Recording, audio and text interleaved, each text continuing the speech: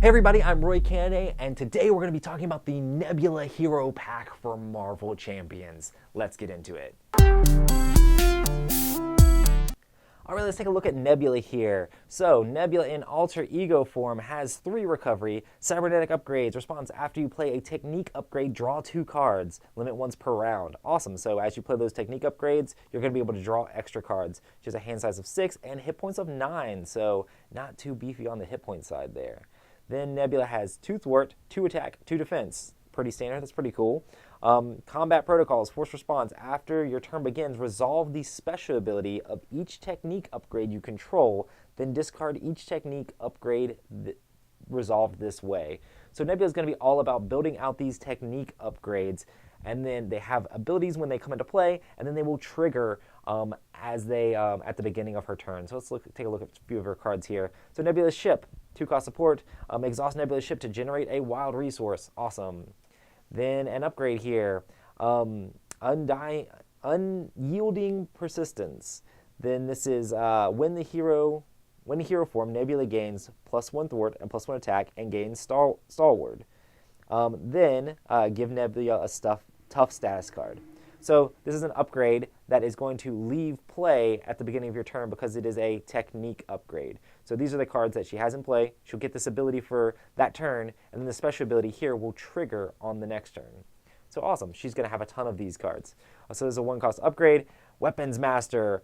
When hero form, Nebula gains Retaliate. Awesome. Then the special ability that's going to trigger at the beginning of your next turn, deal 4 damage to an enemy. Awesome. And you get 2 of those. And then Evasive Maneuvers is a 1-cost upgrade.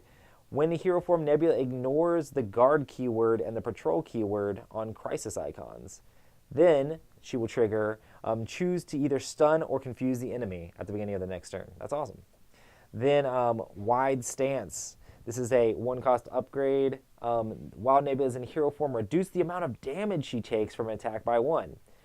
Then the special is look at the top 3 cards of the encounter deck and discard 1 and put the others back in any order. Cool, so it allows you to scry the deck a little bit. That's pretty cool. Then Cutthroat Ambition, 1-cost upgrade. When Nebula is in hero form, her attacks gain piercing and overkill, so she can go through stuff. And then the special on this is remove 3 threat from a scheme. So a lot of like delayed things. You play them and then they start on the next turn. This is an X-cost event. Choose up to X technique upgrades you control. Resolve each of their special abilities in the order of their choice. So if you had a whole bunch of these out with like removing threat and dealing damage and looking through decks and stuff like that, you could play this and it would cost equal to the number that you have out, and then you could trigger them, the special part on them. Remove threat and look at cards and then remove threat again. This is a great card to trigger those things early, but then they're still going to be in play to trigger again at the beginning of your next turn. So Lethal Intent can be a really cool card that can build awesome combos, and she has 3 of them in the deck for that reason. Then we have a 0-cost event here, Combat Ready. Alter Ego action, so you have to be in Alter Ego form. Shuffle 2 technique upgrades from your discard pile back into your deck. Discard cards from the top of your deck. Or you can discard cards from the top of your deck until you discard a technique upgrade and put that upgrade into play and resolve its special ability. So that's awesome. So you immediately get to put it in play and then resolve a special ability. Then special ability will resolve at the beginning of the turn and then get discarded. So you get to double up on a special ability again there. And then Gamora is a 3-cost ally, 2 thwart, 2 attack. And then after you play Gamora, choose a technique upgrade you control and resolve its special ability. So everybody's all about getting these cards out and then figuring out how to resolve those special abilities all over the place. Venom, Agent Venom here, 4-cost ally, pretty expensive, 2 thwart, but has 2 consequential damage, 3 attack with 2 consequential damage. While there's no threat on the main scheme, reduce all consequential damage Venom takes by 1. So if you're able to keep the main scheme clear, Venom's going to be able to attack a bunch of times, but you really have to keep that threat down to make him super useful. But super cool card, very innovative. Then Uro here. This is a 2-cost, 2 thwart, 1 attack. After you play him from your hand, confuse the minion for each science resource you use to pay for him. Oh, confuse a minion. Okay, so you can just confuse a whole bunch of minions out there if you're able to do that, which is pretty cool. Wrath is a 3-cost, 1 thwart, 3 attack with 2 consequential damage on the attack. Hero. Hero Interrupt, when you play a boost card, is turned face up, exhaust Wrath, and deal 1 damage to him. Cancel that card's boost effect. So you basically just take out boost effects on enemy cards when they're popping up. Brains Over Brawn, after your hero makes a basic thwart, deal damage to the enemy equal to your hero's thwart. That's awesome. So you can do damage while taking care of schemes, which seems pretty cool. One way or another, 0 cost event. Max 1 per round. Search the encounter deck for a side scheme, reveal that side scheme, and draw 3 cards. So this is a great way to get a ton of cards in your hand, but you're going to be putting a side scheme into play. So it's kind of like, you can have a really awesome turn, but there's going to be side schemes that are going to be super annoying. This could be really cool if, like, you know the game's about to end and you're not going to have to worry about that side scheme too much, and you're going to be like, hey, I'm going to have this really awesome turn to wreck somebody's face. Justice Served, 1 cost upgrade. Play under any player's control, max 1 per player. After you thwart and remove the last threat from a scheme, discard this and ready your hero. So you need those side schemes out to be able to trigger cool cards like that. And then Determination. This is just a resource card. This is max 1 per deck.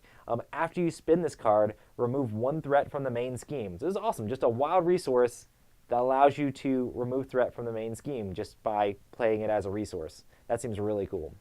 Heroic Intuition. This is a 2 cost upgrade. Play under a player's control. Your hero gets +1 thwart. Of course, we've seen that a ton of times. And then Power of Justice, which you've seen a ton of times, makes justice cards cheaper to play. Cosmos is cool. He is a 2 cost ally, 1 thwart, 1 attack. Interrupt. When Cosmos attacks or thwarts, name a card and then discard the top card of your deck.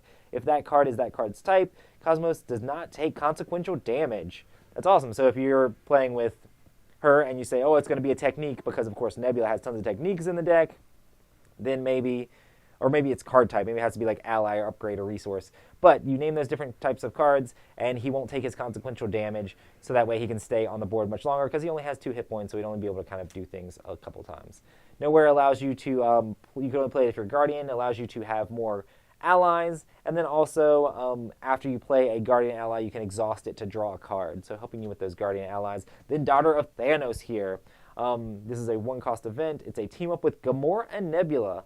Once per deck, you play it out and you draw 3 cards. Awesome, seems cool. First Aid we've seen, lets you heal from characters, 2 damage. Then of course we have the basic resource cards here. Then the Obligation, which I show these a little bit, but don't talk about them too much. Of course, Gamora is her nemesis there. Nebula is in Gamora's deck, and Gamora is in Nebula's deck. I love it. And then the extra cards here that you can have for other decks are Energy Spear. Attached to an ally, that ally gets +2 attack and gains piercing. So a nice little aggression card for allies that helps them give extra attack. Then Guardians of the Galaxy, play under any player's control, max 1 team card per player. If each character you control has the Guardians trait, this card gains response. After you play an upgrade on an ally, draw a card. So allowing you to play upgrades and draw cards, pretty good for those ally-themed decks. Defensive Training, max 2 per deck. Exhaust this card and remove 1 training counter from it to choose a protection green event from your discard pile and shuffle it into your deck. It seems really cool to be able to get those events back if you have really powerful protection events.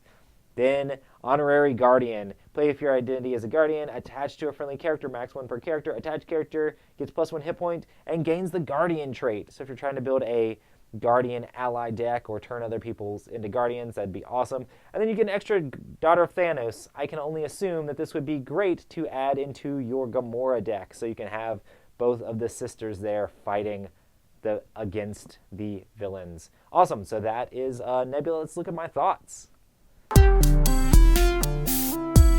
So Nebula is super interesting with all of those different techniques as you're trying to building up those techniques and kind of getting them all into play and trying to figure out ways, like there's different cards that you can trigger those techniques early, but even if you don't, they're going to, at the beginning of your next turn, they're going to be triggering the special part of those cards. They're kind of like cards that have a top part and a bottom part that kind of trigger at different times. It's very interesting to try to figure out how to maximize your play with all those different cards. There's a lot of things that allow you to get them out faster or pull them and put them back in the deck and things like that. She's all about those techniques, which is kind of interesting because it kind of matches with kind of how her villain plays in the Guardians of the Galaxy big box set.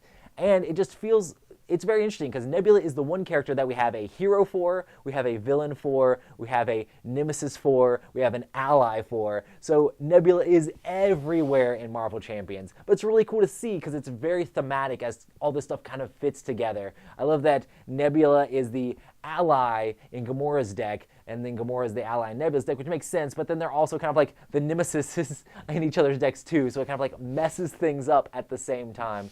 It's a lot of fun as you're playing through those different decks and playing all the different stuff out and seeing how everything comes together. She's a lot of fun to play, trying to get all that stuff out and combo all the things together. She can be a little bit more finesse and tricky. I don't know that I would play her as like a new player because all of the different stuff and all the different special abilities, I wouldn't be like, here, let's play Marvel Champions for the first time. Here, play Nebula. But if you're like really into the game, she has a lot of unique plays. I don't know that she's going to be like my favorite character to go to each time just because like the uniqueness of her play style, but I still really enjoyed how she feels like you're kind of like programming your turns out kind of like you would with like a robot and other board games and things like that. But yeah, Nebula is super exciting and super interesting, and another one that just has that interesting flair and feel that it adds to Marvel Champions.